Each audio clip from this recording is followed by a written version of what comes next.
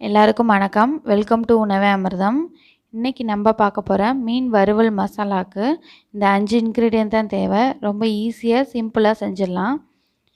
இதோட அளவுகள்லாம் நான் வறுக்கும் போது உங்களுக்கு சொல்கிறேன். வாங்க எப்படி பண்ணுறதுன்னு பார்க்கலாம். இப்போ பேன் வச்சுட்டேன். ஃபஸ்ட்டு நான் மல்லியை சேர்த்துக்கிறேன். மல்லி இதில் 2 டேபிள் ஸ்பூன் நான் சேர்த்துக்கிறேன்.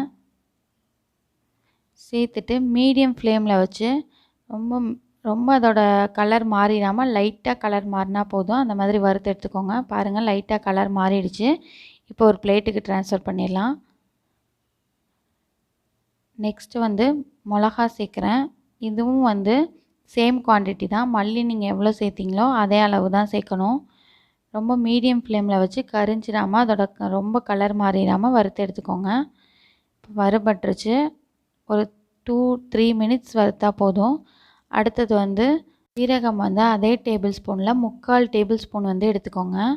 லைட்டாக வறுத்து எடுத்துக்கோங்க. ஒரு 2-3 மினிட்ஸு மீடியமாகவே வச்சுக்கோங்க. எல்லாமே சைஸ் வேறங்கிறதால நம்ம தனித்தனியாக வறுத்து எடுக்கிறோம்.